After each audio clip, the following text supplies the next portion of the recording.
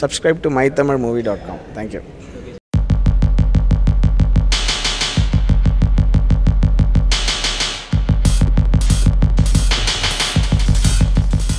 Hi, hello, வணக்கம் மக்களே. Welcome to mytamilmovie.com. And இப்போ நம்ம பார்க்க போற படம் வந்து Gang of Madras. Yes, director CV Kumar actually was a producer and வந்து நிறைய படங்கள் டிஸ்ட்ரிபியூட்டராகவும் பண்ணியிருக்காரு. சூதுகவும் பீட்சா 2 இந்த மாதிரி நிறைய பெரிய ஹிட்டான படங்கள்லாம் டிஸ்ட்ரிபியூட்டராகவும் பண்ணியிருக்காரு. 2017ல ஃபர்ஸ்ட் டைமாக டேரக்டராக இன்ட்ரடியூஸ் ஆனார் மாயவன் அப்படிங்கிற ஒரு படத்து மூலமா. இப்போ செகண்ட் டைமாக கேங் ஆஃப் மெட்ராஸ் அப்படிங்கிற ஒரு படத்தை எடுத்திருக்காரு. இந்த ஒட்டுமொத்த படத்தோட பிளாட் என்னன்னா டைட்டிலுக்கு ஏற்ற மாதிரி தான். ஒரு கேங் மெட்ராஸ்குள்ளே சுற்றி இருக்க ஒரு கேங், அந்த கேங்ஸ்டர்ஸ் 2 கேங்குள்ளே இருக்க சண்டை, இதுக்கு நடுவில் யார் சிக்கிக்கிறா அப்படிங்கிறத அந்த படத்தோட ஒட்டுமொத்த ஸ்டோரியாக வச்சுருக்காங்க.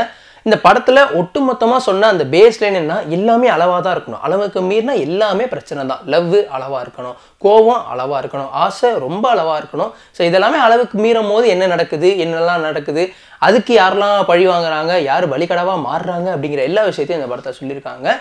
பட் மற்ற கேங்ஸ்டர் மூவிஸ், நிறைய கேங்ஸ்டர் மூவிஸ் பார்த்துருக்கோம்ப்பா, எல்லாமே சென்னை சுற்றி தான் நடக்குது, அதுக்கும் இதுக்கும் என்ன டிஃப்ரென்ஸ் அப்படின்னு ஒரு வார்த்தை கேட்டிங்கன்னா இருக்குது. ஒரே ஒரு டிஃப்ரென்ஸ் இருக்குது. அது என்னன்னா, இந்த கதை யாரை சுற்றி ரிவால்வ் ஆகுது, இந்த கதை வந்து யாரால் நடக்குது, யாரால் வந்து ஸ்டோரி மூவ் ஆகுது அப்படின்னா ஹீரோயினால் மூவ் ஆகுது. எனக்கு தெரிஞ்ச வரைக்கும் நம்ம வட சென்னையில் எப்படி சந்திரா கேரக்டர் இருந்ததோ அந்தளவுக்கு வெயிட் இல்லாட்டியும், பட் இந்த கேரக்டர் வந்து நல்ல வெயிட்டாகவும் ஃபைட் சீக்வன்ஸில் குறிப்பாக வந்து நல்ல பர்ஃபார்ம் பண்ணக்கூடிய ஒரு கேரக்டராக தான் பண்ணியிருக்காங்க.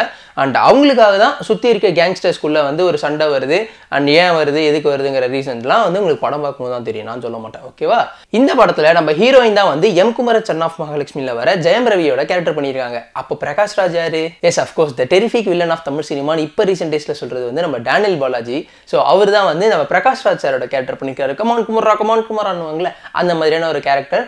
நம்ம ஹீரோயினுக்கு பக்கா ட்ரைனிங், ஃபர்ஸ்ட்லேருந்து பேசிக்லேருந்து ஆரம்பித்து அவங்க வந்து செம்ம பெரிய கில்லராக மாற்றுற வரைக்கும் ஒரு ட்ரைனிங் வந்து நம்ம டேனியல் பாலாஜி தான் கொடுத்துருக்காரு. ஸோ எதுக்காக டேனியல் பாலாஜி ட்ரைனிங் கொடுக்குறாரு, இவங்க எதுக்கு கில்லராக மாறுறாங்க, சாதாரண ஒரு பொண்ணு வந்து எதுக்கு கில்லராக மாறுறாங்க அப்படிங்கிற விஷயம்லாம் அந்த ஹீரோயினை சுற்றி ஒரு சின்ன ஒரு பிரச்சனை ரிவால்வ் ஆகுது.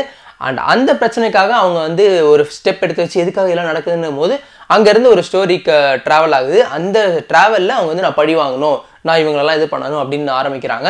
அந்த இடத்துல தான் வந்து ஸ்டோரியே ஸ்டார்ட் ஆகி மூவ் ஆகுது. இந்த படத்தோட இன்டர்வல் பிளாக் பற்றி சொல்லி ஆகணும். வந்து ஆக்சுவலி இந்த படத்தில் வந்து ஒரு இன்டர்வல் பிளாக் சீன் வந்து ஆல்ரெடி விஜய் ஆண்டனி சார் படத்தில் வந்தது. அவரே எங்கேருந்து சுட்டாருன்னு தெரியல, நீங்கள் அவர்கிட்ட அவருக்கே தெரியாமல் சுட்டிருக்கீங்க. But it was a good scene, ஏன்னா அந்த படத்துல இது நல்ல சீன் தான். இந்த படத்தில் வந்து திமிரு பிடிச்சவங்க படத்தில் வரும் அந்த சீன், எஸ் கண்டுபிடிச்சிட்டு அந்த படத்தில் தான் ஒரு சீன் வரும். அதே மாதிரியான சீன் தான் இந்த படத்தோட இன்டர்வல் பிளாக்ல வச்சிருக்காங்க.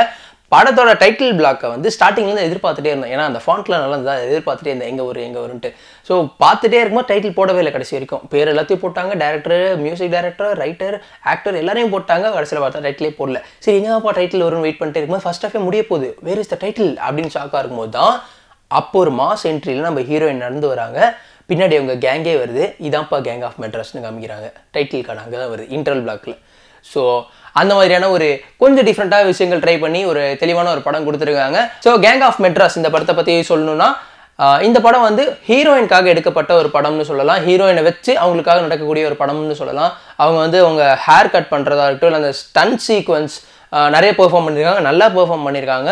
ஒரு டிசர்விங் ஹீரோயின் இந்த ஸ்டோரிக்குன்னு சொல்லலாம். ஏன்னா ஸ்டன்ட் சீக்வன்ஸ் இந்த படத்தில் ரொம்ப அதிகமாக இருக்குது. ஹீரோயின் பண்ணக்கூடிய ஸ்டன்ட் சீக்வன்ஸ், ஏன்னா ஹீரோ வந்து படத்தில் கொஞ்ச நேரம் தான் இருக்காரு, அதுக்கப்புறம் எங்கே போகிறாருன்னு தெரில.